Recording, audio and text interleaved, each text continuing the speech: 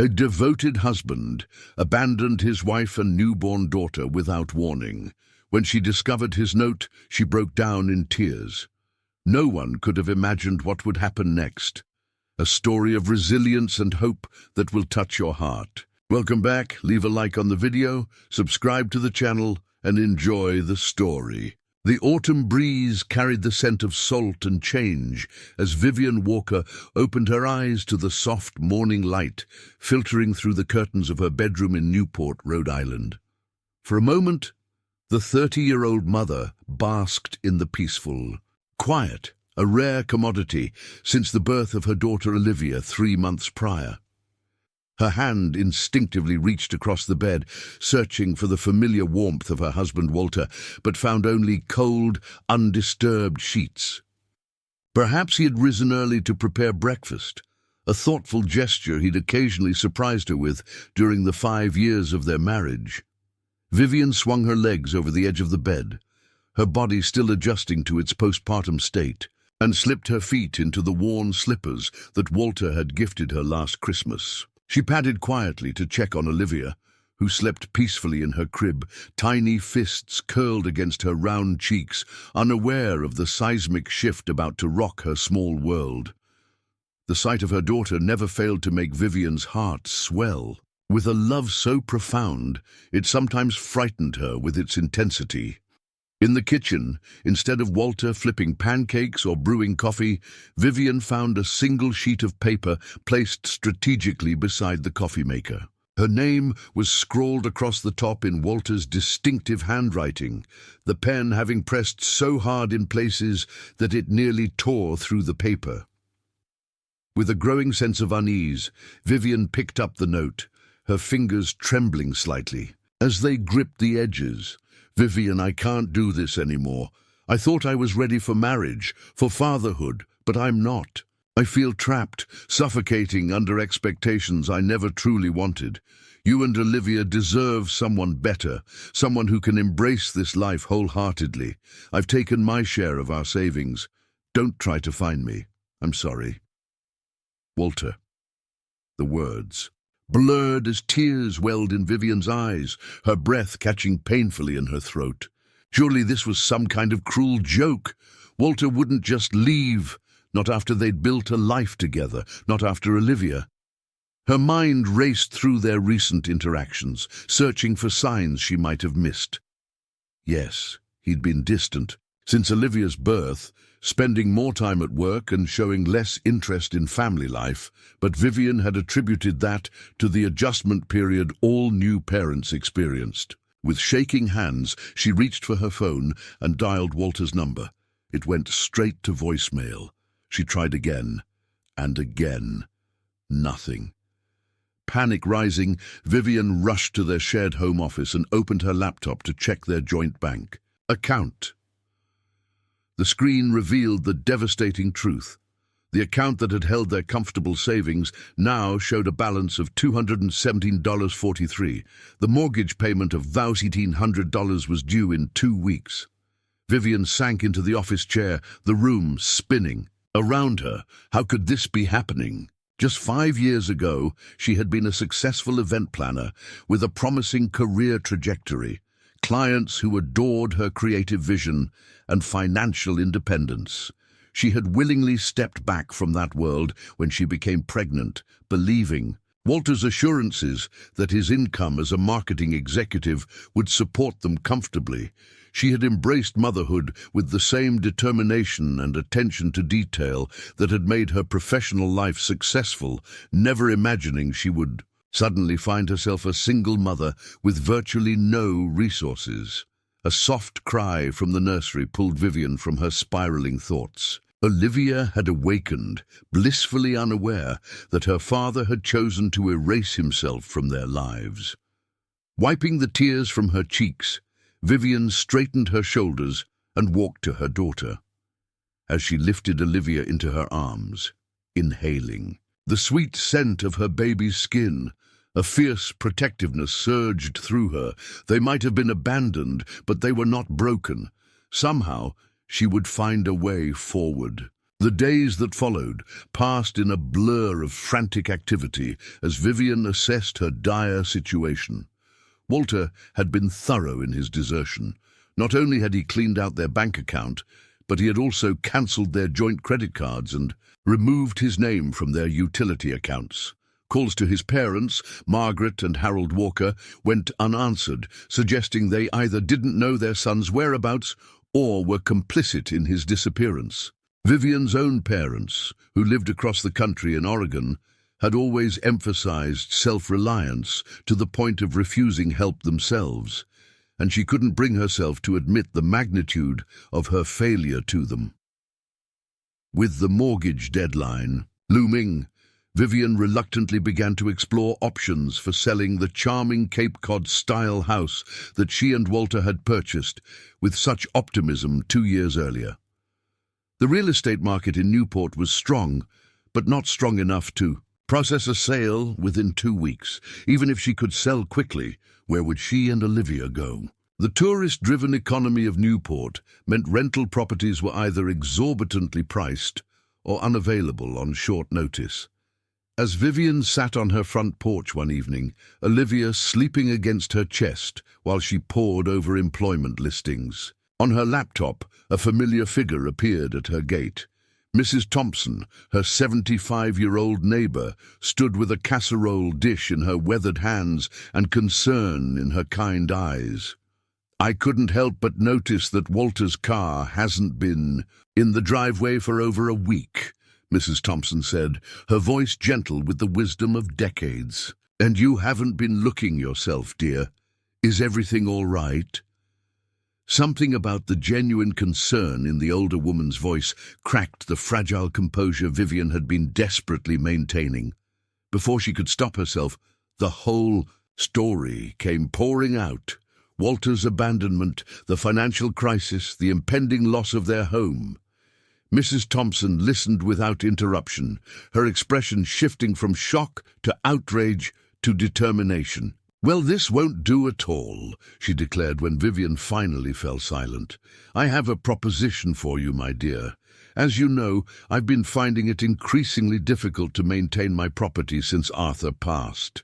The guest house has been sitting empty since my sister moved to Florida last year. It's small, but it's clean and comfortable. You and little Olivia could move in there, and in exchange, perhaps you could help me with some of the yard work and heavier household tasks. The arrangement would benefit us both, I think." Pride warred with desperation in Vivian's heart. She had never imagined accepting charity, had built her identity around being capable and self-sufficient. But as Olivia stirred against her chest, Vivian recognized that her daughter's needs had to take precedence over her pride. "That's incredibly generous, Mrs. Thompson," Vivian managed, tears threatening again. I don't know what to say." "Say yes," the older woman replied simply, "and call me Eleanor. I think we're beyond formalities at this point." 2 days later, Vivian and Olivia moved into the compact but cozy guest house on Eleanor Thompson's property. The space was indeed small, just a living area with a kitchenette, a single bedroom and a bathroom, but it was immaculately maintained and unexpectedly charming with its original 1950s fixtures and garden views. Eleanor had thoughtfully placed a bassinet beside the double bed and stocked the refrigerator with essentials. The rent she requested was nominal, far below market value, and Vivian silently vowed to compensate with exceptional care of Eleanor's home and gardens. If you are enjoying the story, type 5 in the comments and subscribe for more videos like this. If not, type 0. It helps me create even better content for you. Continuing. The transition from homeowner to tenant, from wife to single mother, was jarring. Vivian spent the first week in the guest house alternating between moments of paralyzing grief and frantic productivity. She listed their house for sale, began applying for any job that might accommodate a mother with an infant, and reluctantly put most of their furniture and belongings into storage, unable to bear the thought of selling Walter's things despite her anger. Through it all, Eleanor proved to be a steadying presence, offering practical advice gained from decades of navigating life's challenges and occasionally watching Olivia so Vivian could shower or make phone calls without the backdrop of a crying baby. As autumn deepened, painting Newport's trees in brilliant shades of red and gold, Eleanor introduced Vivian to her circle of friends, a lively group of seniors who gathered regularly for book discussions, community volunteer work, and potluck dinners. Initially, Vivian felt awkward and out of place among these vibrant septuagenarians, but their warmth, wisdom, and complete lack of judgment about her situation gradually drew her in. There was Harriet, a retired librarian with a wickedly dry sense of humor. George, a former naval officer who now dedicated his time to restoring historic boats. Louise, who had owned a popular local bakery for 40 years before passing it to her granddaughter, and several others, each with rich life experiences and surprising insights. "You know," Louise remarked one afternoon as Vivian helped her prepare desserts for their weekly gathering, "everyone in this group has weathered some kind of storm. Loss, illness, betrayal, financial ruin. The details differ, but the feeling of having the rug pulled out from under you is universal. The trick isn't avoiding the fall, my dear, it's learning how to get back up." These words resonated with Vivian, who had always prided herself on careful planning and control. Walter's abandonment had shattered her illusion of security, but perhaps there was freedom in acknowledging life's fundamental unpredictability. As October gave way to November, Vivian began to reimagine her future, no longer waiting for Walter to return or for the life she had lost to somehow be restored. The holiday season approached, bringing with it a fresh set of emotional challenges. Thanksgiving would be the first major holiday Vivian would face as a single mother, and though Eleanor and her friends kindly included Vivian and Olivia in their plans, the absence of the family life Vivian had envisioned hung heavy on her heart. The financial strain was equally pressing. Despite her diligent job search, Vivian had secured only sporadic freelance work that barely covered the basic necessities for herself and Olivia. It was at Eleanor's Thanksgiving gathering that Vivian met Richard Bennett, a successful real estate agent in his late 40s with a reputation for handling Newport's most prestigious properties. Richard had arrived as Louise's guest, and his tailored suit and confident demeanor initially intimidated Vivian, who was acutely aware of her thrift store attire and the spit-up stain on her shoulder. But Richard proved to be surprisingly down-to-earth, engaging Vivian in conversation about her former career in event planning and expressing genuine interest in her approach to creating memorable experiences. "You know," he mused as they stood by the dessert table, "there's a significant overlap between what you did as an event planner and what I need for my high-end property showings. The luxury real estate market isn't just about square footage and fixtures.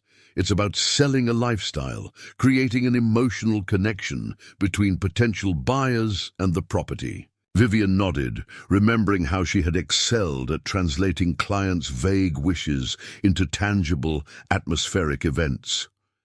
"Every successful event tells a story," she agreed. "The venue, the decor, the flow of the experience, it all works together to make people feel something specific." Richard's eyes lit up. "Exactly. And that's what's missing from my current approach. I've been using the same staging company for years, and frankly, their work has become predictable. Would you consider consulting on a property I'm listing next week? It's a waterfront home on Ocean Drive that needs something special to justify its price point." The offer was unexpected, and Vivian's instinct was to decline. How could she possibly take on a professional commitment with a 4-month-old baby and no childcare? Yet a small voice in her mind, a voice that sounded remarkably like Eleanor's, urged her to consider the opportunity. This could be the first step toward rebuilding her career, toward financial independence. I'd love to help," Vivian heard herself say, "But I have Olivia, and I don't have regular childcare arrangements." Richard waved away her concern. "We'll figure something out. The showing isn't until next Saturday afternoon. Perhaps one of the lovely ladies here might be willing to help." Later that evening, as Vivian shared the conversation with Eleanor, her elderly friend clapped her hands in delight. "Of course I'll watch little Olivia. Richard Bennett is one of Newport's most connected business people. This could be a wonderful opportunity for you."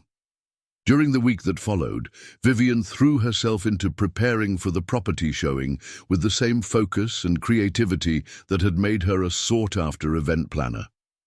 Richard provided a budget for rental furniture and decor, which Vivian stretched with strategic thrift store finds and items borrowed from Eleanor's well-appointed home. She researched the property's history, discovering it had once belonged to a notable sea captain, and developed a maritime-themed staging concept that honored this heritage while appealing to modern sensibilities. The morning of the showing arrived with an unexpected complication. Harriet, who had agreed to assist Eleanor with babysitting Olivia, called with apologies about a sudden bout of flu. Eleanor assured Vivian she could manage alone, but Vivian had seen the older woman wincing with arthritis pain the previous day and couldn't bear the thought of leaving her with the increasingly active Olivia for hours. "I'll have to cancel," Vivian told Richard when he called to confirm the final arrangements. "Nonsense," he replied firmly. "Bring Olivia with you. We'll work around her needs." And what choice did Vivian have? Dozens of potential buyers were expected, and the showing had been extensively advertised. Gathering Olivia's diaper bag, portable, crib, and the staging elements she hadn't already delivered to the property, Vivian headed to Ocean Drive with her heart in her throat and her daughter babbling happily in the car seat. The next few hours tested every ounce of Vivian's multitasking abilities. She arranged flowers, adjusted lighting, and placed strategic vignettes throughout the stunning waterfront home while wearing Olivia in a baby carrier. During the actual showing, she found herself apologizing repeatedly as she balanced professional interactions with attending to her daughter's needs. To her shock, however, Olivia's presence didn't detract from the event, it enhanced it. The prospective buyers, primarily affluent couples and individuals looking for vacation properties, seemed charmed by the baby's presence and Vivian's obvious dedication. "You've created something quite remarkable here," commented one woman, who had arrived in a chauffeur-driven car. "This doesn't feel like the typical sterile staging. It feels like a home where memories could actually be made." By the end of the day, Richard was ecstatic. 3 serious offers had been made on the property, an unprecedented response for a first showing at that price point. As they gathered their things after the last potential buyer had departed, he regarded Vivian with newfound respect. "I've been in this business for 20 years, he said, "and I've never seen anything quite like what happened today. You brought the kind of authentic warmth to this showing that no professional staging company has ever achieved." The baby was the magic touch, as strange as that sounds. These wealthy clients see so many perfectly appointed but soulless properties. Having a real mother and child here, it humanized the experience. Richard's words sparked an idea in Vivian's mind, one that seemed both audacious and perfectly aligned with her circumstances. "What if that became my unique selling proposition?" she suggested, the concept taking shape as she spoke. "Family-centered property staging, creating homes rather than houses. I could bring Olivia with me, making her part of my brand rather than trying to work around her." Stay tuned to see how Vivian's unexpected idea transforms her life and the luxury real estate market in Newport. This unconventional proposal might have been dismissed by a more traditional businessman, but Richard immediately grasped its potential. Newport's luxury real estate market catered primarily to families seeking vacation homes or retirement properties, clients who valued warmth and authenticity alongside prestige. A staging approach that emphasized family life and emotional connection could differentiate their properties in a competitive market. "We'll try it again with the Bellevue Avenue property next week," Richard decided. "If we get similar results, we may have stumbled onto something revolutionary." The Bellevue Avenue showing proved even more successful than the first, with Olivia's presence once again creating an atmosphere that transported potential buyers from merely assessing a property to envisioning a life within its walls. Word spread quickly through Newport's tight-knit luxury real estate community, and within a month, Vivian found herself with more staging requests than she could reasonably handle. For the first time since Walter's disappearance, her bank account held more than the bare minimum needed for survival, and the constant knot of financial anxiety in her chest began to loosen. With growing confidence, Vivian established Homefront Staging, a name that reflected both her family-centered approach and the battle she felt she'd been fighting since becoming a single mother. She invested in quality furnishings and decor that could be rotated between properties, developed relationships with local artisans for unique touches, and refined her process to accommodate Olivia's needs while maintaining professional standards. Eleanor's guest house became not just their home, but also Vivian's office, with the kitchen table covered in fabric swatches, paint samples, and property layouts. As Christmas approached, bringing with it both seasonal melancholy and a surge in real estate activity before the new year, Vivian's newly established routine was disrupted by an unexpected visitor. She had just returned from a successful showing, Olivia sleeping soundly in her carrier when she found a sleek black Mercedes parked in Eleanor's driveway. Leaning against it was a slim woman in her 60s, expensively dressed with perfectly coiffed silver hair and Walter's unmistakable blue eyes. "Margaret," Vivian breathed, recognizing her mother-in-law despite having met her only a handful of times during her marriage. Walter had maintained a polite but distant relationship with his parents, who lived in Boston and had shown minimal interest in their granddaughter's arrival. "Vivian," Margaret Walker acknowledged, with a tight smile that didn't reach her eyes.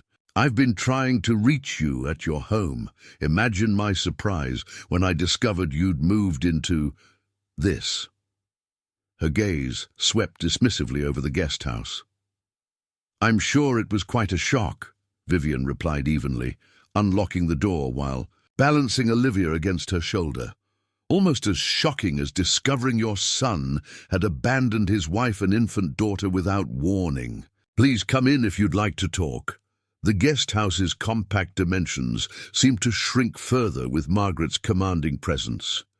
She declined Vivian's offer of tea, remaining standing as her gaze inventoried their modest surroundings with barely concealed judgment. "I understand Walter has made some impulsive decisions," Margaret finally said, her voice measured.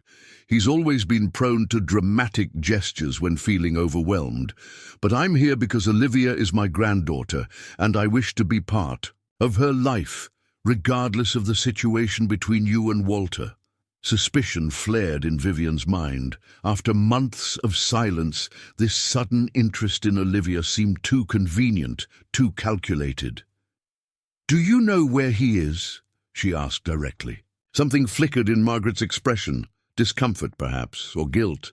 "Walter is an adult making his own choices," she replied, sidestepping the question. "My concern is for my granddaughter." The conversation that followed was a delicate dance of unasked questions and partial truths. Margaret revealed that she and Harold had recently separated after 40 years of marriage, a development that explained her newfound interest in family connections, but deflected all direct inquiries about Walter's whereabouts. She proposed regular visits with Olivia and even offered financial assistance, which Vivian politely but firmly declined. Whatever game Margaret was playing, Vivian had no intention of becoming a pawn in it. After Margaret departed with arrangements to visit again the following week, Vivian stood in her tiny kitchen, unsettled by the encounter. Her instincts told her Margaret knew exactly where Walter was and what he was doing, yet chose to withhold that information. But why? What purpose did this selective secrecy serve? Don't miss the next chapter, where an unexpected winter crisis threatens everything Vivian has built, and a shocking discovery about Walter's new life pushes her to the breaking point. December brought unusually harsh weather to Newport, with a series of powerful nor'easters battering the coastal town. The historic architecture that gave Newport its charm proved vulnerable to the combination of high winds, flooding, and freezing temperatures. Many homes suffered damage, particularly in the lower-lying areas near the harbour where working families predominantly lived. The local news reported that several families had been temporarily displaced, with emergency shelters opening in community centres and schools. As Vivian watched these reports one evening, Olivia sleeping in her crib nearby, an idea took shape. Her warehouse of staging furniture and decor sat largely unused during the quieter holiday season, when few properties were listed. These items, comfortable sofas, warm rugs, functional tables, and welcoming accessories, could provide immediate comfort to displaced families until their homes were repaired. The next morning, Vivian called Richard to propose using their combined client networks to organize relief efforts for affected families. Richard, recognizing both the humanitarian value and the positive publicity potential, enthusiastically agreed. Within days, they had established Newport Neighbors, a temporary initiative to match displaced families with appropriate furnishings and household goods. The response from the community exceeded all expectations. Eleanor's senior friends volunteered their time to catalogue donations and coordinate deliveries. Wealthy clients from Richard's roster contributed funds for repairs and additional supplies. Local businesses offered discounted services to affected homeowners. Vivian found herself at the center of an operation far larger and more complex than any event she had previously managed, working late into the night after putting Olivia to bed. Margaret Walker observed these developments with evident surprise during her weekly visits with Olivia. "I must admit," she remarked one afternoon, watching Vivian coordinate volunteers by phone while simultaneously entertaining Olivia, "you've shown remarkable resilience. Walter always described you as somewhat dependent on him." Clearly he was mistaken. The comment stung, revealing how Walter had portrayed her to his family. Vivian had never seen herself as dependent. She had chosen to prioritize their family with his full agreement and encouragement. "People often see what they want to see in others," she replied carefully, "including their own children." Margaret's expression tightened, but before she could respond, Vivian's phone rang with news of another family needing assistance. The conversation shifted, but Vivian filed away this glimpse into Walter's perspective for later examination. The Newport Neighbors initiative consumed most of Vivian's inventory and financial resources, leaving Homefront Staging temporarily depleted as January arrived. While she had no regrets about helping her community, the practical reality was concerning. With the real estate market typically slow until spring, how would she rebuild her business assets in time for the busy season? Richard had offered a loan, but Vivian's fierce independence balked at creating new dependencies. On a particularly frigid morning, as Vivian sat at her kitchen table calculating budget projections, while Olivia played with wooden blocks on a blanket nearby, a knock at the door announced Eleanor. The elderly woman entered, bringing a welcome gust of warmth from the main house and carrying a thick leather portfolio. "I've been watching you worry yourself into knots about rebuilding your inventory," Eleanor announced without preamble, "and it's time I shared something with you." She placed the portfolio on the table and opened it to reveal stunning interior design sketches, fabric samples, and professional photographs of elegant rooms. Before I was Mrs. Thompson, wife of the high school principal, I was Eleanor Harding, one of the most sought-after interior designers on the East Coast. Vivian stared at the portfolio in disbelief. The sophisticated designs bore the unmistakable influence of mid-century modernism, but featured Eleanor's distinctive eye for comfort alongside style. "Why didn't you ever mention this?" she asked, carefully turning the delicate pages. Eleanor sighed, lowering herself into a chair. "When I married Arthur, he was uncomfortable with having a wife whose career outshone his own. Those were different times, and I loved him enough to make the compromise. I continued to design our home and those of close friends, but I set aside my professional aspirations." She smiled wryly. "One of the benefits of outliving most of your contemporaries is the freedom to acknowledge past choices without fear of judgment." "These are extraordinary," Vivian murmured, genuinely impressed by the caliber of work. "And so is this," Eleanor continued, reaching into her cardigan pocket to produce a key. "This opens my garage attic, which contains 40 years' worth of carefully preserved furniture, textiles, and decorative elements, pieces I could never bear to part with despite having no practical use for them. High-quality items that would cost a fortune to acquire today. They're yours to use in your business, if you want them." Overwhelmed by the generosity of the offer, Vivian could only stare at the key in Eleanor's weathered hand. "I couldn't." "Possibly you can and you will," Eleanor interrupted firmly. "These treasures have been gathering dust for decades.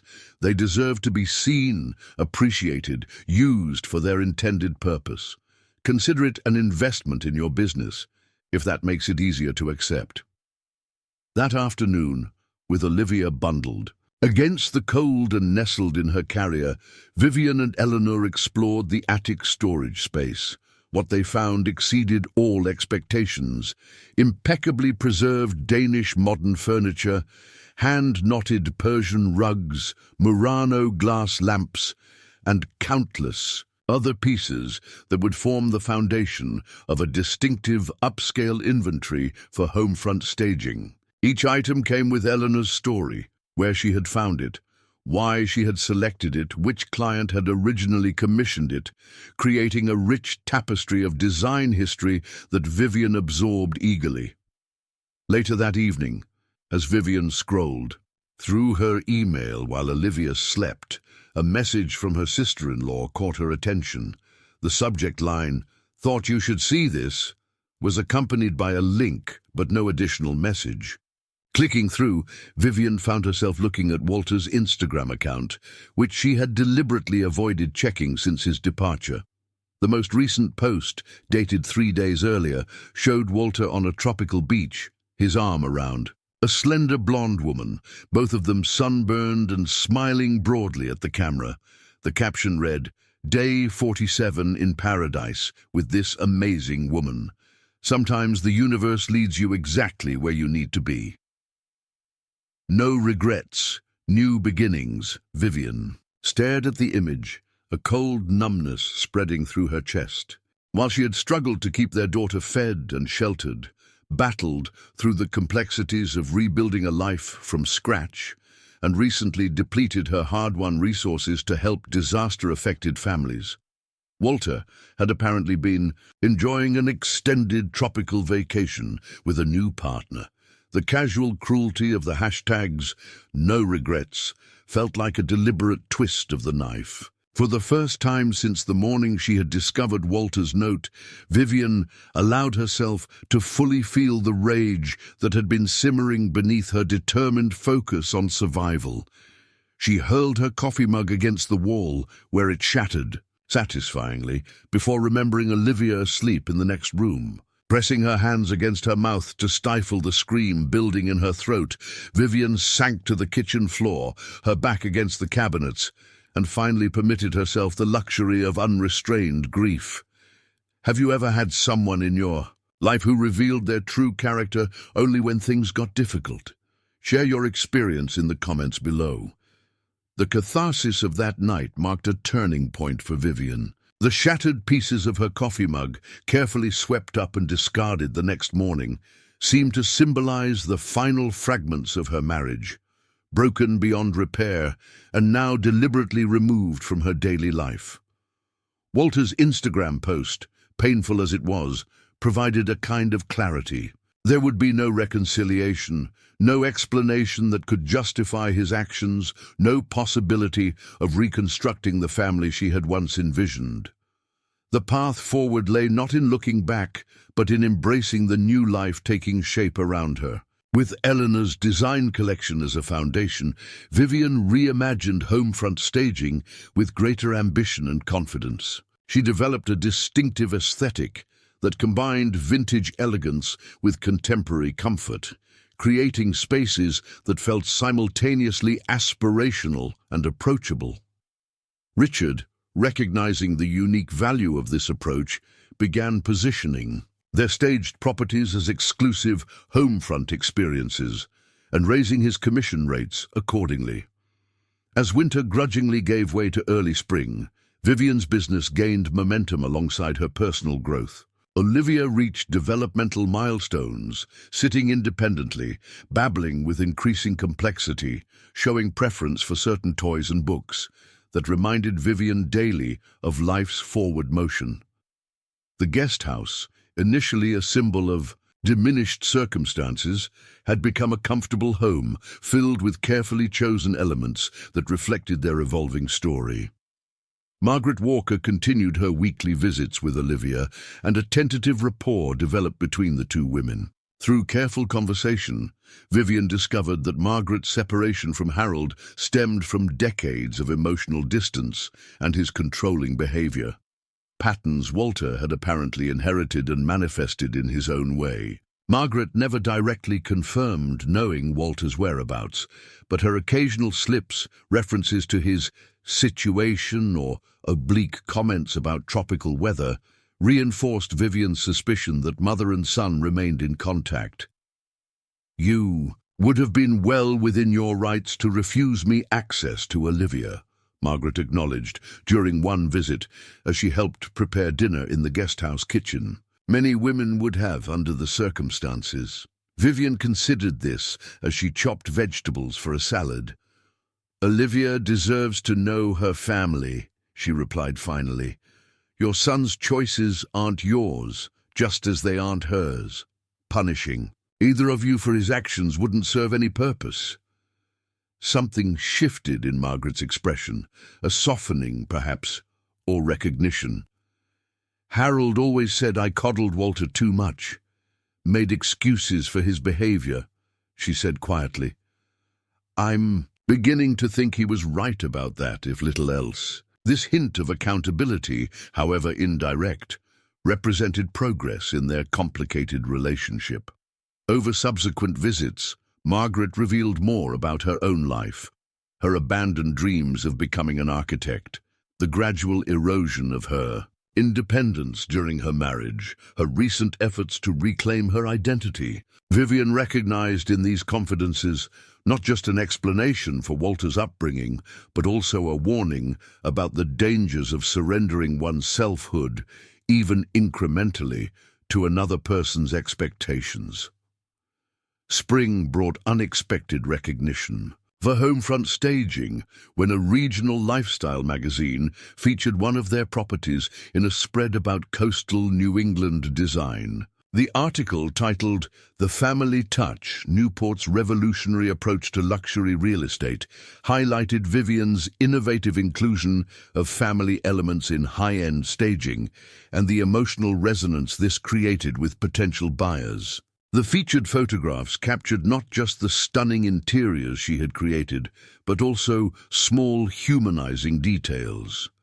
Olivia's teething ring discreetly placed on a side table, a children's book among design volumes on a coffee table, the gentle impression of tiny handprints preserved in decorative clay, The magazine piece attracted attention far beyond Newport's boundaries, bringing inquiries from real estate agencies in Boston, Providence, and even New York City. Vivian found herself suddenly overwhelmed with opportunities that, while exciting, presented logistical challenges she hadn't anticipated. How could she expand her business while maintaining its distinctive personal touch? Would frequent travel with Olivia be sustainable as her daughter grew more active and aware? Could she justify hiring staff when the essence of her brand was so intimately connected to her own presence and perspective? These questions still circled in her mind when Peter Mitchell, the photographer who had captured the magazine images, called to discuss a follow-up project. "The magazine wants to do a full feature on you and your approach," he explained, his voice warm with enthusiasm. "Not just the properties, but the woman behind them. Your journey from abandoned wife to successful entrepreneur has resonated with readers. Would you be open to a more personal profile?" Vivian hesitated, uncomfortable with the framing of her story as inspirational content for others' consumption. "I'm not sure that's the narrative I want associated with my business," she replied carefully. "I'm proud of what I've built, but I don't want to be defined by Walter's actions or positioned as some kind of redemption story." "Of course," Peter agreed immediately. "We could focus on your design philosophy, your innovative approach to staging. The personal elements would provide context rather than becoming the headline. You'd have input on the final piece before publication." Something in his thoughtful response, the respect it showed for her boundaries, prompted Vivian to agree to a preliminary meeting. When Peter arrived at the guest house the following afternoon, his easy manner with both Vivian and Olivia, coupled with his genuine interest in the design elements Eleanor had contributed, created an immediate rapport. They spent hours discussing potential angles for the feature, looking through portfolios of Vivian's work and gradually sharing pieces of their respective backgrounds. Peter, she learned, had come to photography after a decade in corporate marketing, seeking more creative fulfillment and human connection in his work. He was divorced, his college-age daughter lived with her mother in California, and he had recently purchased a small cottage near the Newport shoreline that he was slowly renovating himself. His understanding of both professional reinvention and parental responsibilities created a natural bridge between them, making conversation flow effortlessly. By the time Peter left, with plans to begin the feature photography the following week, Vivian found herself smiling in a way that felt unfamiliar, lighter, less guarded than the careful composure she typically maintained. Eleanor, bringing over a casserole for dinner, noticed immediately. "That young man seems quite taken with you," she observed with the directness of her generation. "And unless I'm mistaken, the feeling appears mutual." Vivian busied herself with setting the table, avoiding Eleanor's knowing gaze. "He's a talented photographer who's interested in my business," she deflected. "That's all." Eleanor hummed skeptically. "Well, I've lived long enough to recognize when two people connect on more than a professional level. Just remember that opening your heart again isn't a betrayal of what you've been through. It's affirmation that you've survived it." Before Vivian could formulate a response to this unexpected wisdom, her phone rang with Walter's number displayed on the screen. She stared at it in disbelief, the familiar digits seeming almost otherworldly after months of silence. With trembling fingers, she accepted the call and raised the phone to her ear. "Vivian?" Walter's voice, tentative yet achingly familiar, spilled through the speaker. "Please don't hang up. I need to talk to you. I've made a terrible mistake."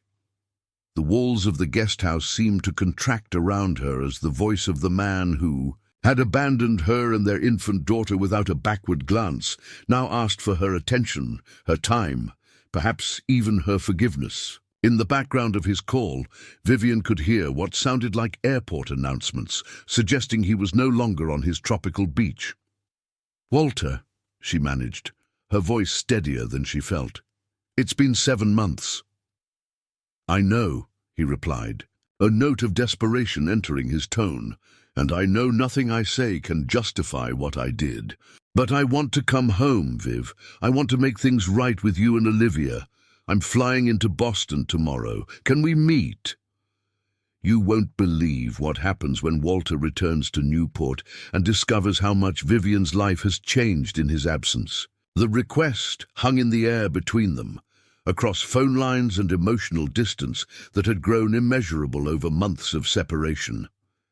Eleanor, witnessing Vivian's stunned expression, quietly took Olivia from her arms and moved to the living area, giving Vivian space to process this unexpected development. "Meet you?" Vivian repeated, her mind racing to catch up with this sudden intrusion of Walter into the life she had so carefully reconstructed without him. "You abandoned us, Walter. You left me with a 3-month-old baby and $200. You emptied our accounts, cancelled our credit cards, and apparently spent the past 7 months on beaches with another woman. Now you expect me to simply meet you for coffee as if we have some minor misunderstanding to resolve." Walter's voice grew smaller, contrite. "I know how it looks. The woman, that's over. It was a mistake, a complete lapse in judgment during what was basically a nervous breakdown. I wasn't thinking clearly, Viv. Becoming a father terrified me more than I could admit, even to myself. But I've had therapy now. I understand what happened, why I ran. I want to make amends, to be the husband and father you both deserve." Anger flared white-hot in Vivian's chest, but beneath it flickered a more complex emotion, not longing for reconciliation exactly, but a need for resolution, for Walter to witness firsthand the consequences of his actions and the strength she had discovered in his absence. "I'm not having this conversation over the phone," she finally said. "If you want to talk, I'll meet you at Cliff Walk Coffee on Thursday at noon. Do not come to the house, our house, that I had to sell because of your selfish choices. Do not expect anything from me except the courtesy of listening, which is already more than you deserve." After ending the call, Vivian stood motionless in the kitchen, phone still clutched in her hand, until Eleanor gently guided her to a chair. "He wants to come back," Vivian explained numbly. "He says he made a mistake." Eleanor's expression remained carefully neutral. "And what do you want, my dear?" The question penetrated Vivian's shock. What did she want? Not Walter. Certainly not the return of a marriage built on foundations that had proven so fragile. But there were practical considerations: Olivia's relationship with her father, financial support that could ease their circumstances, the legal entanglements that remained unresolved in the absence of formal divorce proceedings. "I want him to take responsibility," Vivian decided, her voice strengthening. "I want him to understand what he did to us and what we've accomplished without him. Beyond that, I'm not sure." The days before the scheduled meeting crawled by with excruciating slowness. Vivian found herself distracted during property stagings, checking her phone compulsively for messages from Walter, alternating between anticipation and dread. Peter, who had begun work on the magazine feature, noticed her preoccupation during a photo session at a Bellevue Avenue mansion. "You've been a million miles away all morning," he observed during a break, as she adjusted a floral arrangement. With uncharacteristic imprecision, "Is everything okay with Olivia?" The genuine concern in his voice prompted unexpected tears. Before she could stop herself, Vivian found herself telling Peter about Walter's call, his imminent return to Newport, and her conflicted feelings about the upcoming meeting. Peter listened without interruption, his expression shifting from surprise to outrage to thoughtful concern. "Whatever you decide about Walter, remember that you're negotiating from a position of strength now," he said when she finished. 7 months ago, he left you vulnerable and alone. The woman he'll meet tomorrow isn't that woman anymore. You've built something remarkable here. Not just a business, but a life with dignity and purpose. Don't let him make you forget that, even for a moment. His words resonated deeply, reinforcing Vivian's determination to approach the meeting with Walter, not as his abandoned wife seeking explanations, but as an equal demanding accountability. That evening, she spent hours selecting her outfit and planning what she would say, with Eleanor providing encouragement and practical advice drawn from her decades of navigating difficult conversations. The Thursday meeting unfolded in ways Vivian could never have anticipated. She arrived at Cliff Walk Coffee deliberately early, selecting a table with a view of the entrance so she would see Walter before he saw her. At precisely noon, he entered, and the sight of him, thinner, tanned, his familiar features etched with new lines of strain, sent a physical shock through her system. For a suspended moment, the months collapsed, and she was again the devastated woman reading his goodbye note in their kitchen. Then reality reasserted itself. This was Walter, yes, but she was no longer defined by her relationship to him. She raised her hand slightly, drawing his attention, and watched recognition flood his face, followed by an eager, hopeful smile that faltered as he approached and fully registered the poised, confident woman waiting for him. "Vivian," he breathed, hovering uncertainly beside the chair opposite hers. "You look amazing." "Sit down, Walter," she replied evenly. "We have a lot to discuss." What followed was a conversation unlike any they had ever had during their 5 years of marriage. Walter spoke first, delivering a carefully prepared explanation of his temporary insanity, the overwhelming pressure of fatherhood, a previously undiagnosed anxiety disorder, the impulsive escape that had turned into months of avoidance enabled by alcohol and a relationship he now described as meaningless. He had spent 6 weeks in therapy, he explained, confronting the childhood origins of his fears and developing healthier coping mechanisms. "I know I have no right to ask for another chance," he concluded, reaching tentatively for her hand across the table. "But I love you, Viv. I love Olivia. I want to come home." Vivian gently withdrew her hand from his reach. "There is no home to come back to, Walter. I sold the house. I built a new life without any help from you. Olivia and I live in Eleanor Thompson's guest house, and I run a successful staging business that supports us both.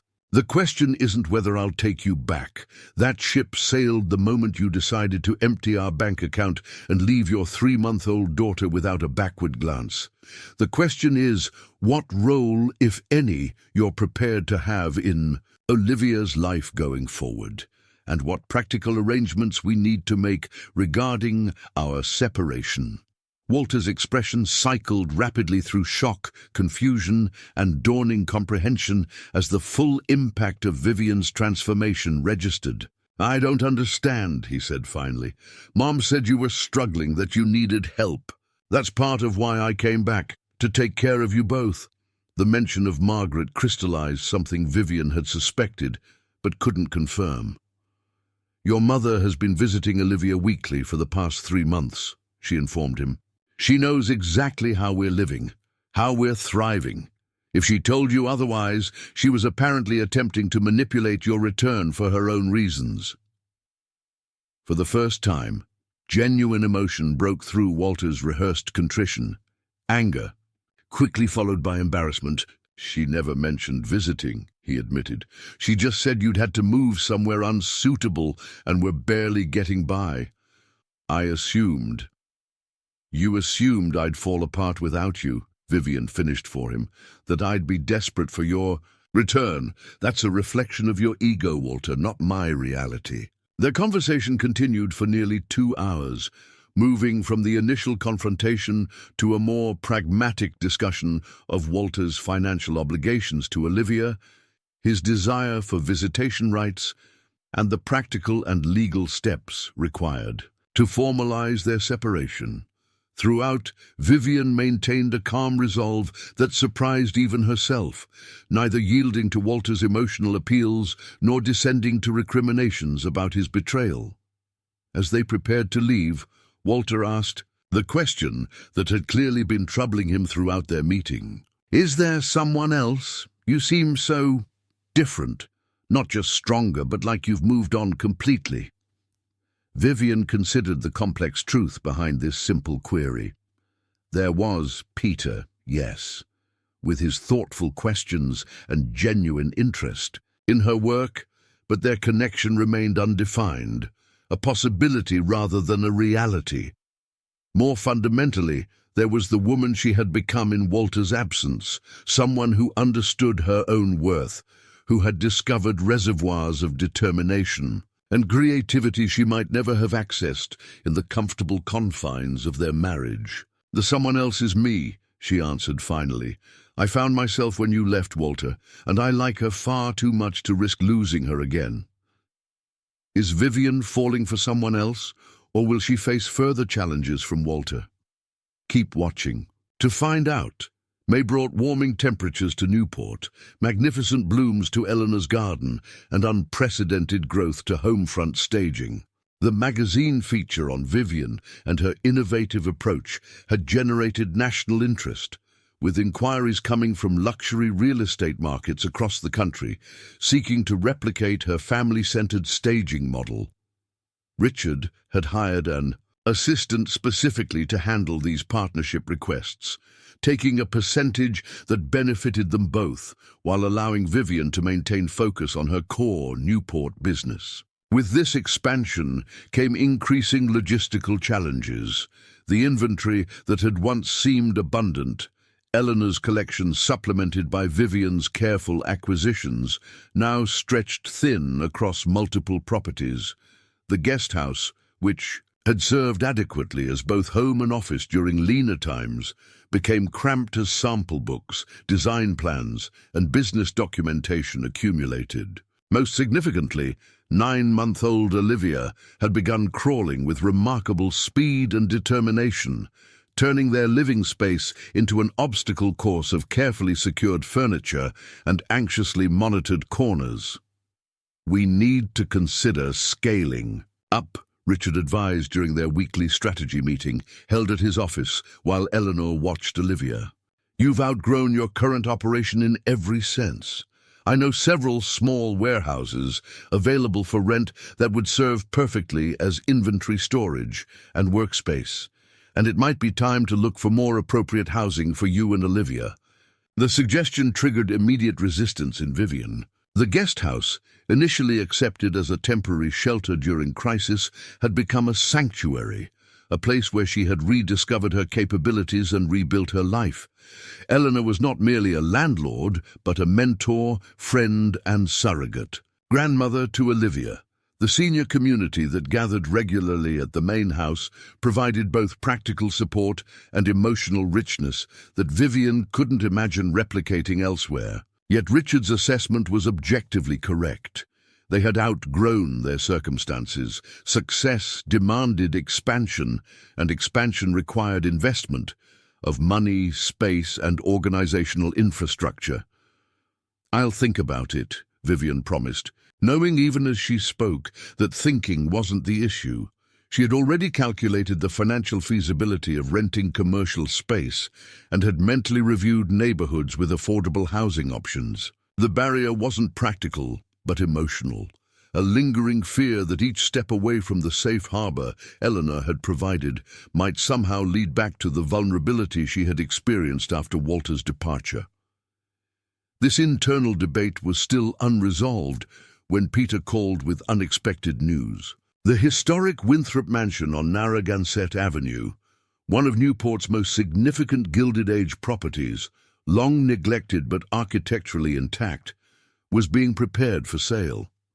The Preservation Trust that had maintained the property for decades had decided to transfer it to private ownership with strict covenants, ensuring its historical features would remain protected. Before listing publicly, They were seeking a showcase event to generate interest among potential buyers with the resources and commitment to properly restore the mansion. The trust director read the magazine feature and specifically requested you, Peter explained, his excitement evident even through the phone. They want Homefront Staging to transform the mansion for a charity fundraiser that will serve as a preview for serious buyers. It would be the most prestigious venue you've worked with so far, with coverage from national preservation and design publications. The opportunity was extraordinary. A chance to establish Homefront Staging at the highest echelon of the market while contributing to the preservation of Newport's architectural heritage. But the scope exceeded anything Vivian had previously undertaken. The Winthrop Mansion contained 28 rooms across 4 floors, with specific period details requiring historically appropriate staging. The budget, while generous, would require significant upfront investment in specialty items that might have limited use in future projects. "I need to see the property before deciding," Vivian told Peter, cradling the phone between ear and shoulder, while attempting to prevent Olivia from dismantling a stack of fabric samples, and discuss the financial implications with Richard. The next afternoon, Peter met Vivian and Olivia at the imposing wrought-iron gates of the Winthrop estate. The mansion beyond, a magnificent Beaux-Arts structure with commanding views of the Atlantic, conveyed both grandeur and melancholy, its detailed stonework and soaring columns competing with peeling paint and overgrown gardens. As they walked the grounds and toured the interior, Peter photographing architectural details while Vivian assessed spaces and made notes, Olivia babbling happily in her stroller, the magnitude of the project became increasingly clear. "It's overwhelming, isn't it?" Peter observed, as they stood in the grand ballroom, sunlight streaming through dusty leaded windows onto the herringbone parquet floor. "But I can already see it through your eyes. How you'd honor the history while making it feel like a living home again. This is exactly what you were meant to do, Vivian." His confidence in her vision, stated as simple fact rather than encouragement, ignited Vivian's creative imagination. By the time they completed the tour, her notebook was filled with concepts, sourcing ideas, and preliminary timelines. She could do this. More than that, she wanted to do this. The Winthrop Mansion project represented not just professional advancement, but artistic fulfillment of the highest order. The financial hurdle, however, remained substantial. When Vivian reviewed the projected costs with Richard the following day, the bottom line confirmed her concerns. Even with careful budgeting and borrowing where possible, she would need to invest nearly all of Homefront Staging's accumulated profits and take a significant business loan to cover the remaining expenses. Richard, ever the pragmatist, laid out both the potential rewards and the considerable risks. "If this succeeds, you'll establish Homefront Staging in a category of its own," he acknowledged. "But if anything goes wrong, delays, unexpected expenses, poor reception, you could lose everything you've built. There's no shame in recognizing this might be too ambitious at your current stage of development." Vivian appreciated his frankness, recognizing the genuine care beneath his caution. "I need a few days to think it through," she told him. "This isn't just a business decision." That evening, as she shared the dilemma with Eleanor while they prepared dinner, her elderly friend listened thoughtfully before offering a perspective Vivian hadn't considered.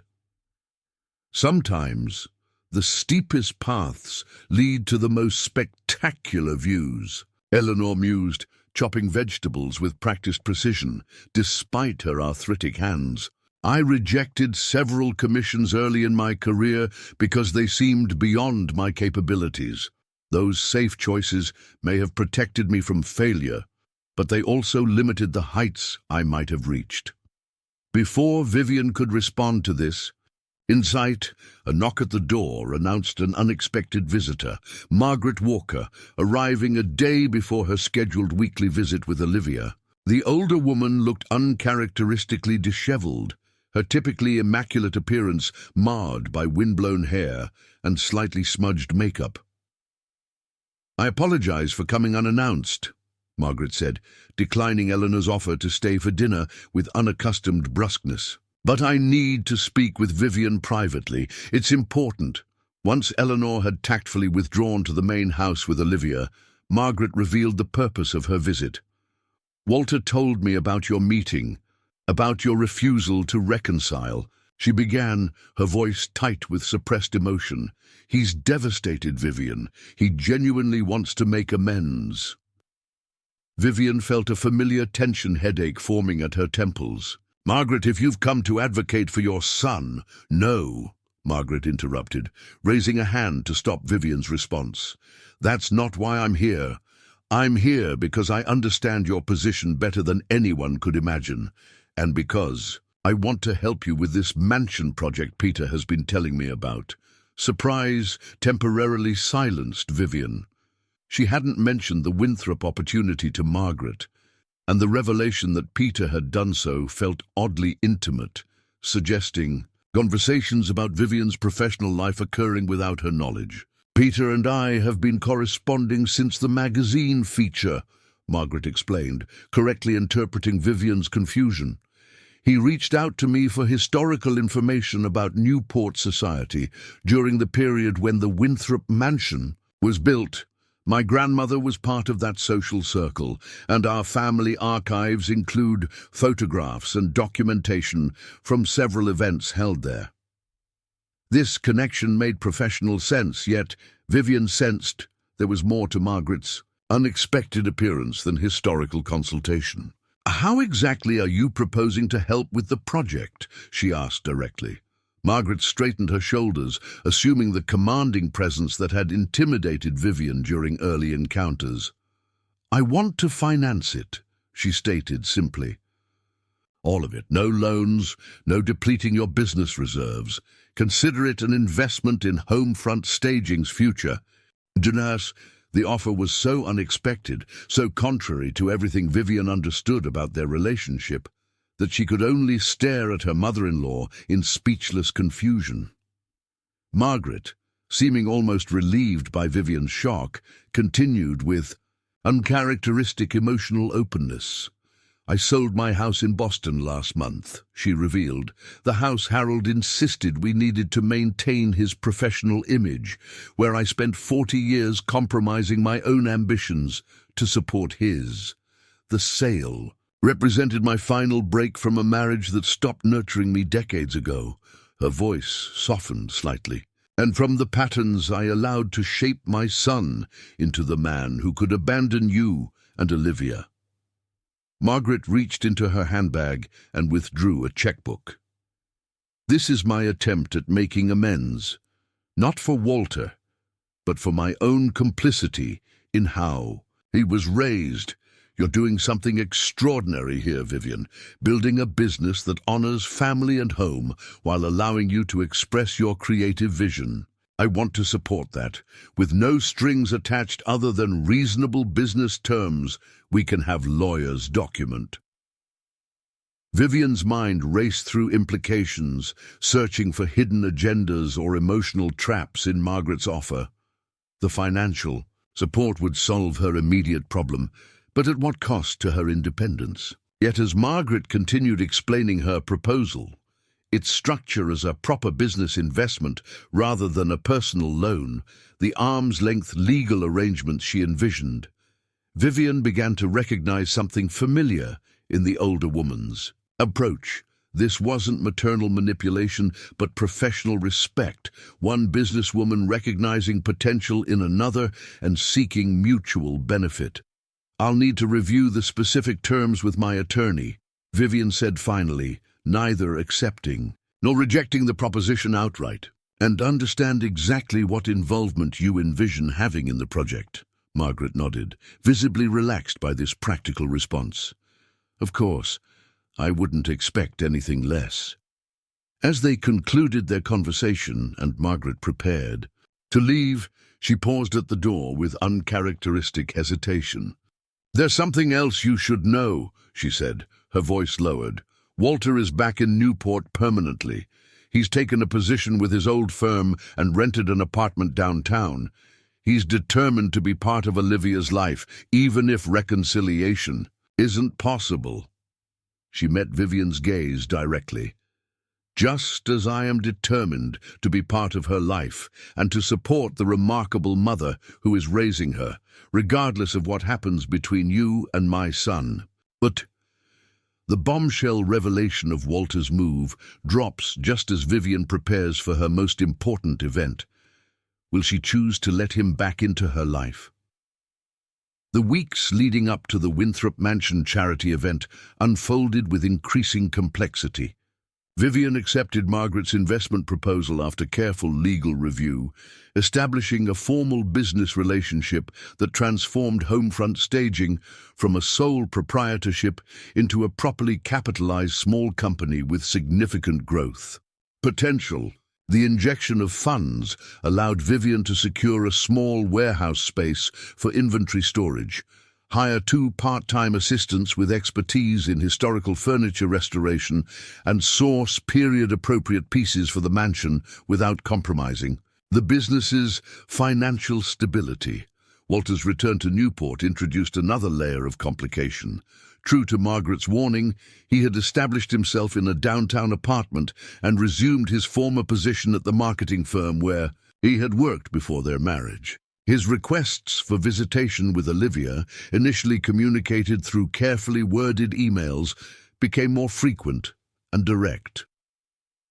After consulting with a family law attorney, Vivian agreed to supervised visits twice weekly, Sunday afternoons, at Eleanor's main house, where the familiar environment provided comfort for Olivia, and Wednesday evenings at a neutral play space that offered parent-child activity programs. These supervised interactions revealed a Walter she had rarely glimpsed during their marriage, attentive, patient, genuinely engaged with Olivia's development rather than merely performing fatherhood for appearance's sake. The sight of him sitting cross-legged on the floor, meticulously building block towers for Olivia to gleefully destroy, created conflicting emotions for Vivian. She was relieved that her daughter might develop a positive relationship with her father, yet frustrated that Walter seemed capable of offering Olivia forms of presence and connection he had never fully provided to their family unit. Meanwhile, preparation for the Winthrop Mansion event consumed nearly every waking moment not dedicated to Olivia or essential business operations. The charity fundraiser, benefiting Newport's Historical Preservation Fund, had attracted commitment from the city's most influential residents and wealthy summer colonists. Richard had leveraged his extensive client network to ensure that serious, potential buyers would be among the attendees. The transformation of the mansion's ground floor and gardens, the areas designated for the event, represented Vivian's most ambitious creative undertaking to date. Peter documented this transformation through weekly photography sessions that captured not just the physical changes to the space, but the collaborative process behind them. These sessions evolved into moments Vivian increasingly anticipated, not solely for their professional value, but for the easy companionship and thoughtful conversations they facilitated. Peter approached the mansion project with the same attention to nuance that characterized his portrait photography, asking questions that helped Vivian articulate design choices she sometimes made intuitively rather than deliberately. "You've created conversation areas that naturally draw people together," he observed one afternoon, reviewing images of the recently staged Grand Salon. "It's subtle but significant, the slight angling of these chairs, the height relationship between these tables. You're not just decorating rooms, you're choreographing human interaction." This insight, seeing intention in what Vivian had executed partially from instinct, deepened her appreciation for her own work while strengthening her connection with Peter. Their professional collaboration gradually expanded to include early morning coffee before site visits, impromptu picnic lunches in the mansion's gardens during breaks, and occasional dinners after particularly productive days. Eleanor, with characteristic perceptiveness, volunteered to watch Olivia during these evening extensions, offering pointed observations about that nice photographer that Vivian neither confirmed nor denied. The developing relationship with Peter remained undefined, more than friendship, not yet romance, existing in a liminal space that seemed appropriate given the complexities of Vivian's circumstances. Neither pushed for clarification, content to allow their connection to unfold, naturally while focusing on their shared project. Yet Vivian found herself increasingly aware of subtle shifts, the reflexive smile that appeared when his name illuminated her phone screen, the extra moment spent on her appearance before their meetings, the comfortable silences that no longer needed filling. Walter noticed these changes during his supervised visits, his marketing-trained eye picking up details others might miss. "You seem different lately," he remarked during a Sunday afternoon visit, while Eleanor engaged Olivia with a picture book in the adjacent room. "More relaxed, happier." Vivian offered no explanation, unwilling to discuss her personal life with the man who had abdicated his right to such information. Walter, however, persisted with uncharacteristic directness. "Mom mentioned you've been working closely with a photographer for the mansion project. Peter something. Is there something going on there?" The question, delivered with a hint of the possessiveness that had occasionally surfaced during their marriage, ignited immediate irritation. "My personal relationships aren't your concern anymore, Walter," Vivian responded evenly. "Just as yours weren't my concern when you were posting beach photos with your paradise girlfriend." His expression tightened with embarrassment. "That was different. I wasn't thinking clearly then, and it wasn't serious, not like what we had." "What we had," Vivian echoed, the words tasting bitter on her tongue, "was a marriage where I thought we were building a life together, while you apparently felt trapped enough to abandon your infant daughter without a backward glance. So you'll forgive me if I don't accept your assessment of what was, or wasn't, serious." The conversation might have escalated further had Eleanor not returned with Olivia, who reached immediately for Walter with the innocent affection that recognized him simply as someone who built towers and made silly faces. Watching her daughter settle comfortably in her father's arms, Vivian felt a complex emotion that wasn't quite forgiveness, but resembled acceptance, acknowledgement that Walter's role in Olivia's life need not be defined by his failures in their marriage. This tenuous equilibrium was tested a week before the Winthrop Mansion event, when Walter arrived unexpectedly at the property during a critical staging session. Vivian was directing the placement of a particularly delicate crystal chandelier in the entrance hall when she heard his voice echoing from the grand staircase. "This is incredible, Viv," Walter called, descending the stairs with the confidence of someone who believed himself welcome. "Mom told me about the project, but seeing it in person, you've outdone yourself." Vivian froze, momentarily paralyzed by this invasion of her professional space. Peter, who had been photographing the chandelier installation, stepped protectively closer, his camera lowered as he assessed the situation. The installation crew exchanged uncomfortable glances, sensing tension in what should have been a routine operation. "Walter," Vivian managed finally, her voice admirably steady despite her internal turmoil, "this is a closed work site. You shouldn't be here." He approached anyway, eyes taking in the transformed space with evident appreciation. "I know, but I wanted to see what you've been pouring yourself into these past weeks, and to offer my help with the marketing aspect. This kind of event needs strategic social media coverage, specialized press outreach, exactly my areas of expertise."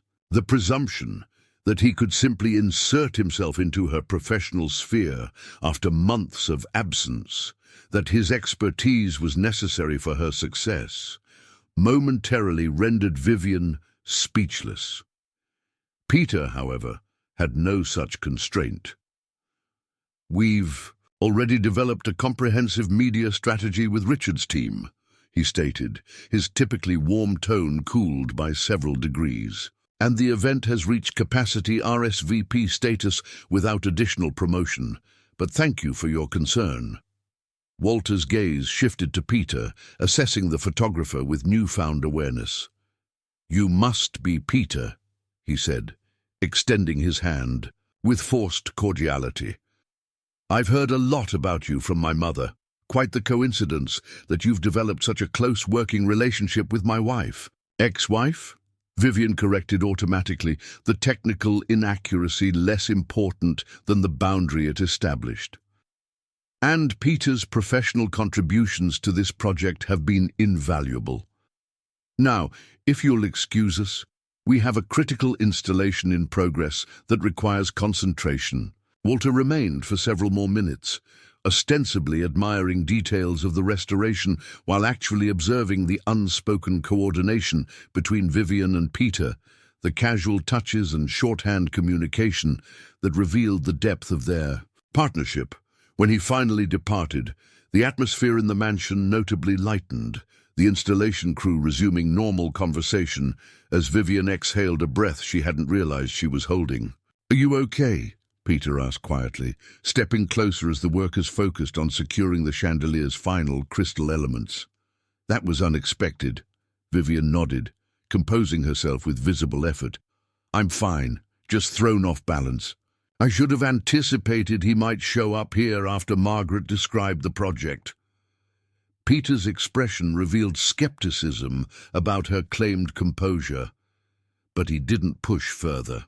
Instead, he suggested they take a break, stepping outside to the mansion's terrace where the June breeze carried the scent of newly planted roses.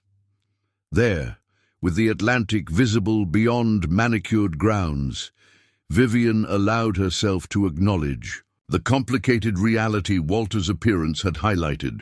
"For months after he left, I imagined confrontations where I would tell him exactly what his abandonment had done to us," she confessed, leaning against the stone balustrade. "I rehearsed speeches, arguments, accusations, all these things I needed him to hear and understand. But now that he's actually here, trying to insert himself back into our lives, I find I don't want to waste the energy. I don't need him to understand anymore. I just need him to respect the boundaries of the life I've built without him." Peter considered this thoughtfully. "That sounds like healing," he offered. "Not forgetting or forgiving necessarily, but moving forward rather than remaining tethered to the injury." His hand moved closer to hers on the stone railing, their fingers nearly touching. "For what it's worth, I think you've created something remarkable here, not just in this mansion, but in your life. The way you've transformed challenges into opportunities, the grace with which you've handled impossible situations. It's extraordinary, Vivian. You're extraordinary." The moment stretched between them, weighted with unspoken possibility.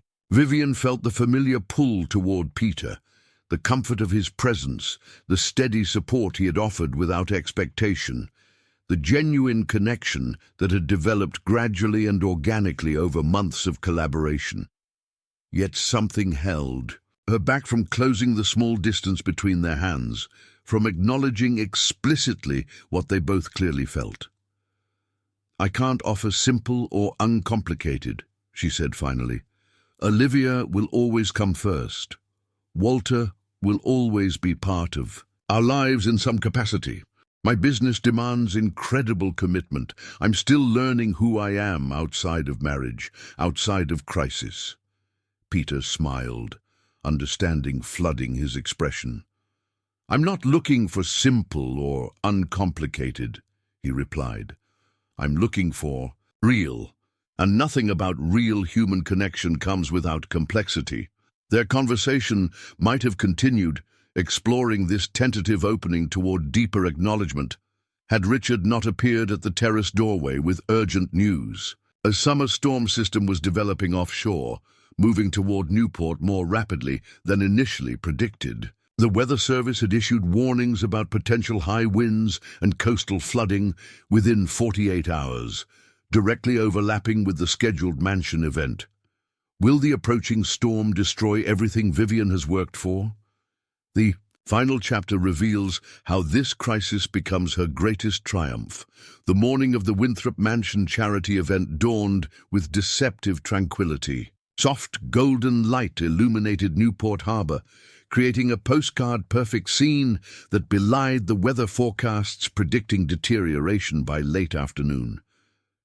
Vivian had barely slept, alternating between monitoring weather updates on her phone and mentally recalculating contingency plans for various scenarios. The event couldn't be postponed. Too many high-profile guests had arranged travel specifically for this date, and the catering, staff, and entertainment had been secured months in advance with non-refundable deposits. Shortly after sunrise, Vivian arrived at the mansion for final preparations, having left Olivia in Eleanor's care with detailed instructions for the day. The property looked magical in the early light, the restored gardens vibrant with summer blooms, the freshly cleaned windows gleaming, the carefully curated interior spaces ready to welcome visitors who might transform this historic structure into a cherished home once again.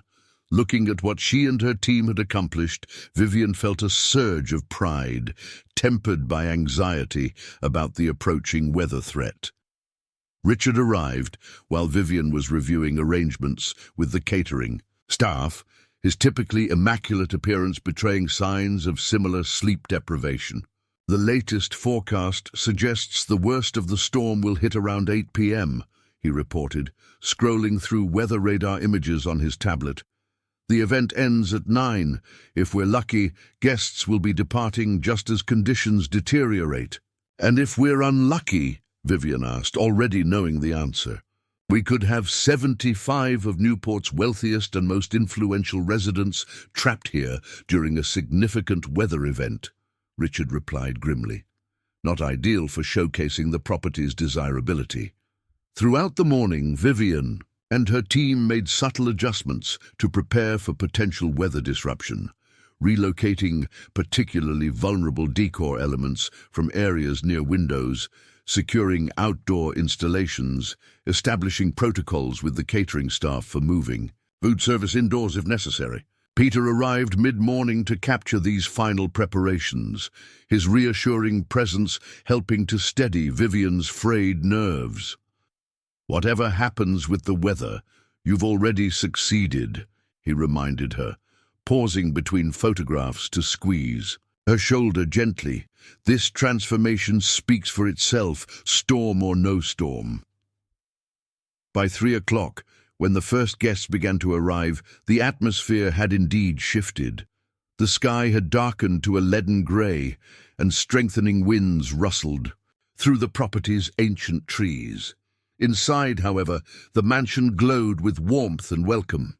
Vivian had created an environment that honored the property's Gilded Age grandeur, while introducing elements of contemporary comfort and practicality, a delicate balance that impressed even the most discerning visitors. Margaret arrived early, elegantly attired and immediately assuming the role of unofficial co-hostess, introducing Vivian to Preservation Society members and potential buyers with genuine pride. My daughter-in-law, she would say, the designation chosen deliberately rather than the more accurate, my son's ex-partner. A small but significant declaration of ongoing familial connection despite Walter's choices. The event proceeded smoothly. For the first 2 hours, with guests admiring the property, enjoying the catering, and engaging in the kind of network-building conversation that characterized Newport's social scene. Richard circulated strategically, identifying serious buyers and directing them toward private tours of the upper floors. Peter documented it all, capturing both the formal beauty of the restored spaces and the human interactions that animated them. Shortly before 6, however, the weather situation deteriorated rapidly. A particularly strong gust rattled the mansion's windows, causing a momentary hush in conversation. Minutes later, Richard received an alert on his phone. The storm had accelerated, with coastal flooding already beginning in lower-lying areas of Newport. As if confirming this report, the lights flickered briefly before stabilizing. Vivian exchanged concerned glances with Peter and Richard before making her way to a small study they had designated as a command center. Margaret followed, surprising Vivian by immediately taking practical control of the situation. "We need to make an announcement," she stated decisively. "Give people the option to leave now, before conditions worsen further. For those who stay, we need to inventory our resources: food, water, emergency supplies, sleeping arrangements if necessary." Her calm competence in crisis reminded Vivian that beneath Margaret's polished exterior lay a woman who had managed complex situations throughout her life, even if her talents had been primarily directed towards supporting her husband's career, rather than building her own. Together, they drafted an announcement that Richard delivered to the assembled guests, factual without being alarmist, offering clear options while maintaining the event's dignified atmosphere. About a third of the attendees chose to depart immediately, including most of the older guests and those with significant distances to travel. The remainder, either less concerned about the weather, more interested in the property, or simply reluctant to venture out as conditions deteriorated, continued to enjoy the event, their conversation now animated by a spirit of shared adventure. As rain began to lash against the windows with increasing intensity. The first major problem occurred just after 7 o'clock, when a particularly violent gust tore loose a section of temporary roofing over a recently restored portion of the mansion's east wing. Rain began pouring through the opening, threatening both the historic ceiling below and the antique furnishings Vivian had carefully arranged in that section. The Preservation Society representative on site immediately called emergency restoration services, only to learn that all crews were already deployed to higher priority situations across Newport. "We need to protect that ceiling immediately," the representative insisted, panic evident in her voice. "Water damage to those plaster medallions would be catastrophic. They're original to the 1890s construction and irreplaceable." Vivian assessed the situation with the calm clarity she had developed through months of crisis management as a single mother and business owner. "We need tarps, buckets, and people willing to get their formal clothes wet," she announced. "I have tarps in my staging supplies, and the gardener's shed should have buckets. Who's willing to help?" The response exceeded all expectations. Guests in designer attire and expensive jewelry formed a bucket brigade. Richard climbed a ladder to secure tarps over the exposed section, ruining his custom-tailored suit in the process. Peter set aside his camera to help move furniture to safety, working alongside catering staff and Preservation Society board members in a spontaneous community effort. Even Margaret rolled up the sleeves of her silk blouse, holding flashlights. When the power briefly failed until emergency generators activated. As Vivian directed this impromptu emergency response, she became aware of another presence joining the effort. Walter, who had apparently arrived as an event guest despite not receiving a formal invitation. Instead of creating additional tension, however, his engineering knowledge proved unexpectedly valuable in rigging a temporary drainage system to direct water away from vulnerable areas. Working side by side with Peter, the two men found common purpose in protecting the mansion, setting aside the unspoken competition that had characterized their previous encounter.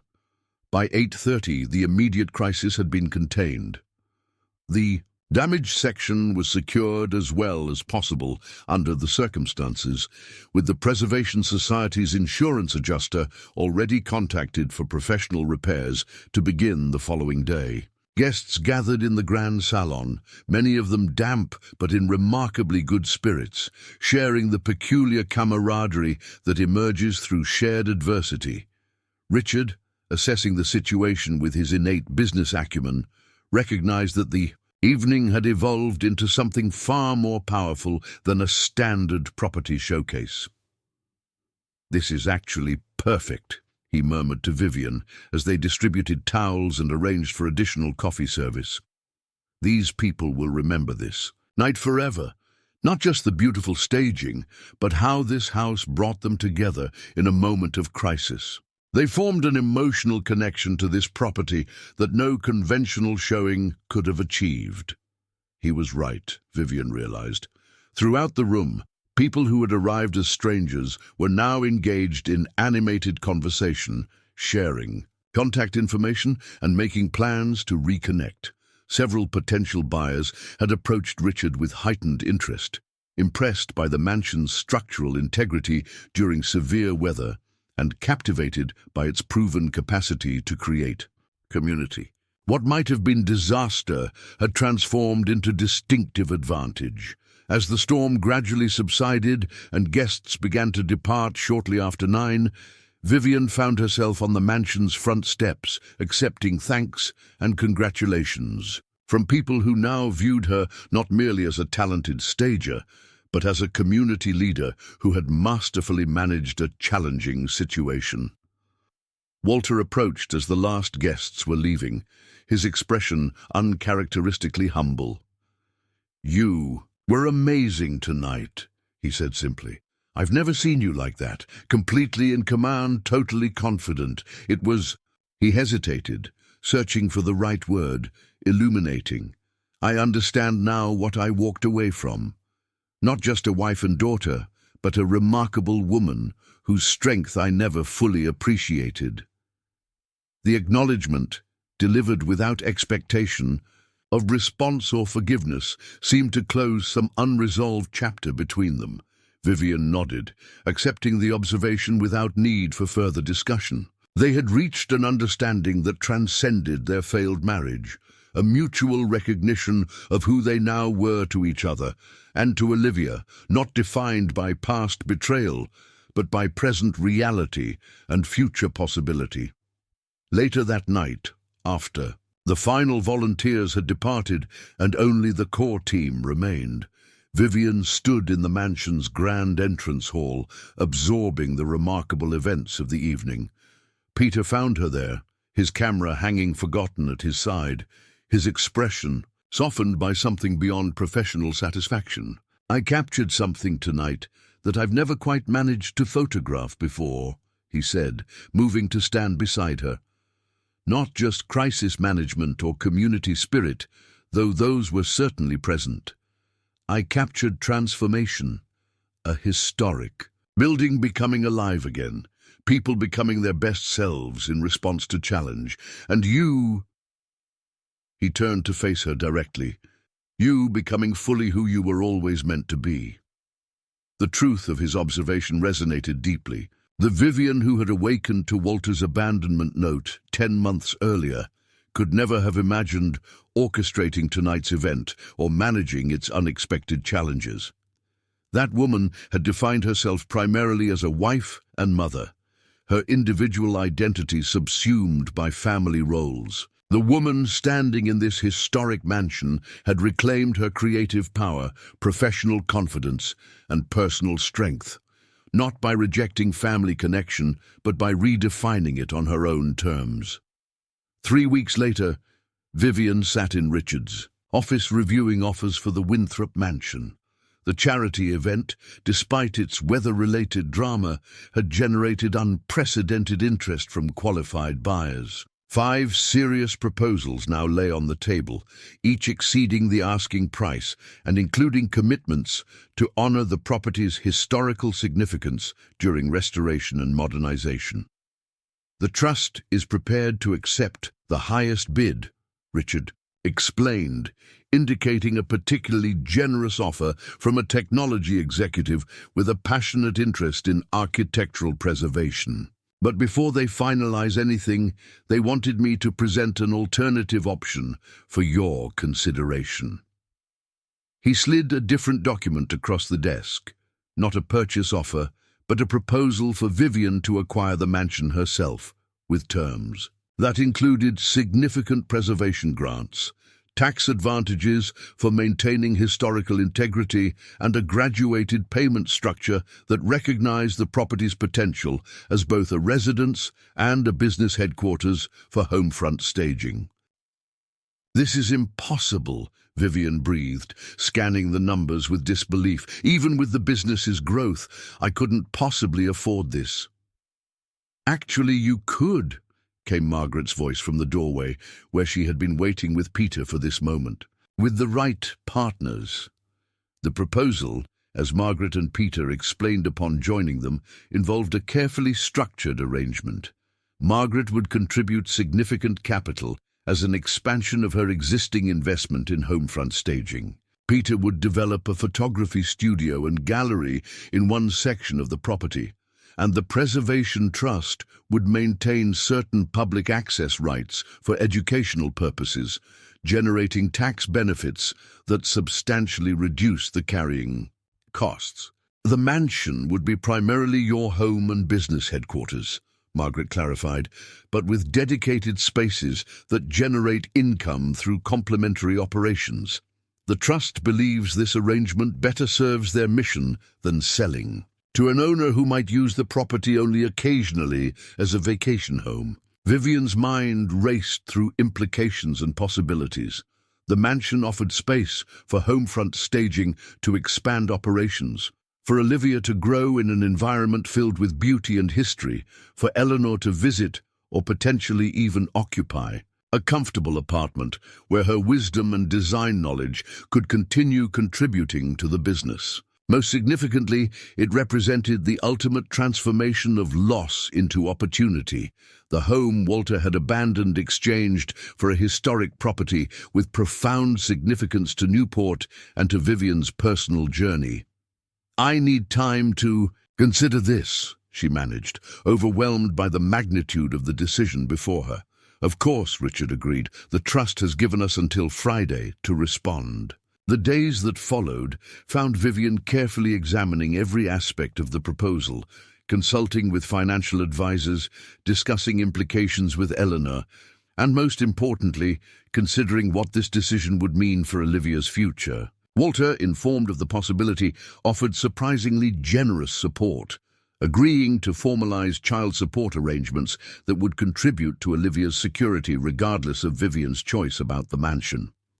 On Thursday evening, Vivian stood in Eleanor's garden, where her journey of rebuilding had begun 9 months earlier. Olivia, now nearly crawling, explored the grass beside her, fascinated by dandelion fluff caught in the gentle breeze. Peter joined them, having become a regular presence in their lives without either of them having explicitly defined the relationship's evolution. "Have you decided?" he asked simply, watching Vivian's contemplative expression. "Yes," she replied, certainty finally settling into place. "I'm accepting the proposal, not just because it makes financial sense or because the mansion is beautiful, but because of what it represents. Building something new from historical foundations, honoring the past while creating future possibility, transforming something abandoned into something beloved." Peter nodded, understanding the layers of meaning in her decision. "Like you've done with your own life," he observed, "taking what was broken and creating something more beautiful than before." "Exactly." Vivian smiled, watching Olivia discover a particularly fascinating leaf. "And I want to show my daughter that transformation is always possible, that endings can become beginnings if you're brave enough to reimagine them." The following autumn, as Newport's trees once again blazed with color and coastal winds whispered of change, Olivia celebrated her first birthday in the Winthrop Mansion's restored garden. The gathering represented the new family Vivian had created, not the traditional structure she had once expected, but something equally nurturing and far more diverse.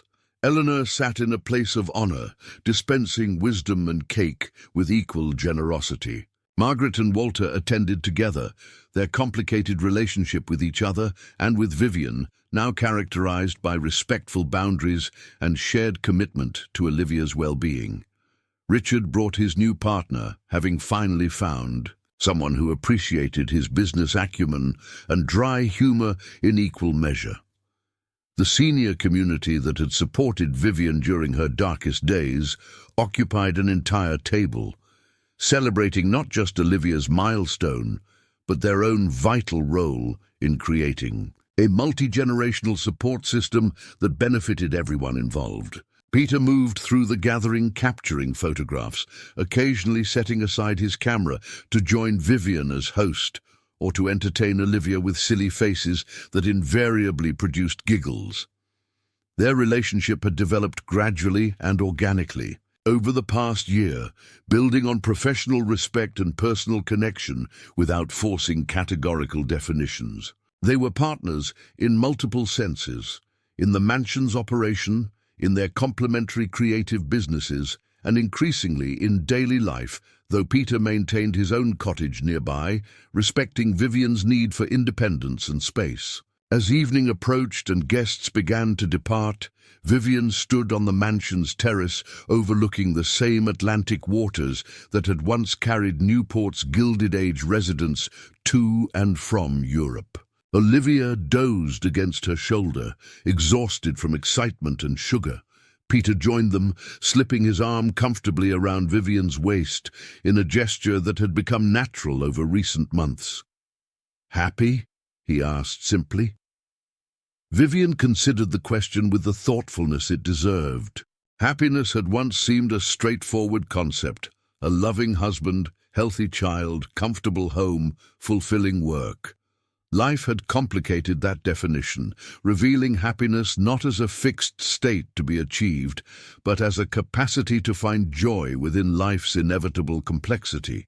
The woman who had broken down in tears upon discovering her husband's abandonment note could never have imagined the strength, creativity, and community she would discover through that devastating rupture. "Yes," she answered finally, with the quiet certainty of someone who had earned her contentment through difficult growth rather than easy circumstance. "Not because everything is perfect, but because I've learned to build beauty from whatever materials life provides." As they stood, together watching autumn leaves dance across the historic grounds, Vivian reflected on the journey that had brought her to this moment. The abandonment that had seemed to destroy her world had instead forced her to discover resources within herself she might otherwise never have recognized.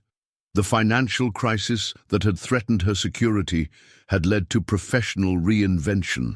Beyond her previous aspirations, the loss of her conventional family structure had resulted in the creation of a richer, more diverse community of genuine support. In the year since Walter's departure, Vivian had transformed from someone defined primarily by relationship to others, wife, mother, daughter, into a woman who understood her own intrinsic worth, who had created success through a unique vision that honored both her creative gifts and her nurturing instincts. She had learned that family could be chosen as well as born, that strength often emerged from vulnerability, and that the most beautiful reconstructions sometimes required complete demolition of previous structures. As Olivia stirred against her shoulder, Vivian pressed a gentle kiss to her daughter's forehead, this precious child who would grow up knowing her mother not as someone diminished by abandonment, but as a woman who had built something extraordinary. From life's broken pieces, that legacy, more than any material success or professional achievement, represented Vivian's true triumph. Congratulations. Type 9 in the comments so that I know you stayed until the end with me. Thank you for watching, and until tomorrow's story on this same channel.